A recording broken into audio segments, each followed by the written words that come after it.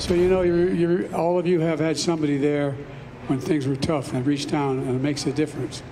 Well, that's how I collectively think of all of you. Thank you, thank you, thank you.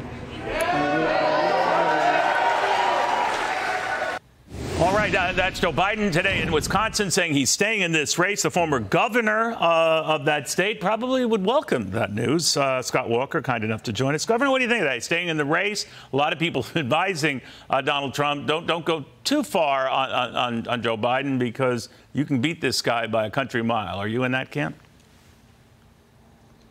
Well, I wouldn't take it for granted. I mean, everybody loves a comeback. So if he were to somehow make a turnaround, but right now we're not seeing it. I think his bigger problem today was he was in Madison. Neil, you and I've done interviews there. That is like the most liberal places in the state. Very different part of Wisconsin, that's right?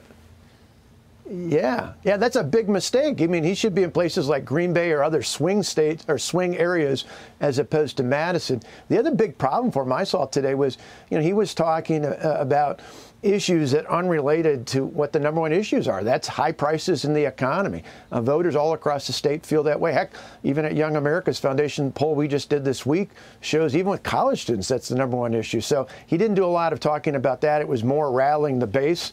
And I think that shows he's feeling the pain. Do you think that what Nikki Haley said last week about the pressures that Joe Biden's under and how the party, the Democratic Party, might go younger is something that the Trump campaign might have to reposition itself for, that taking on, let's say, a Kamala Harris or someone else in that age range changes the dynamic somewhat? What do you think? Well, I've said all along, I didn't think Joe Biden would get out. I've joked, but it's true. I think he'd gnaw his arm off before he gave up the presidency. So I didn't see him getting out. And technically, the way things are, it's almost impossible to take him out as the nominee unless he steps down. But I think from the top of the ticket on down, President Trump and others should be talking about the issues. You talk about affordability, you talk about border security, you talk about public safety. They're weak on those issues, not just Joe Biden, but all of his allies up and down the ticket. That's what we should be talking about going into November, and that's where you make a real change. Does it make a difference when a candidate whose cognitive abilities are being questioned? This is unique, but it happened quasi to Ronald Reagan briefly. He had a quip in the second debate with Mondale to put that to rest. But this is not the same candidate. What do you think?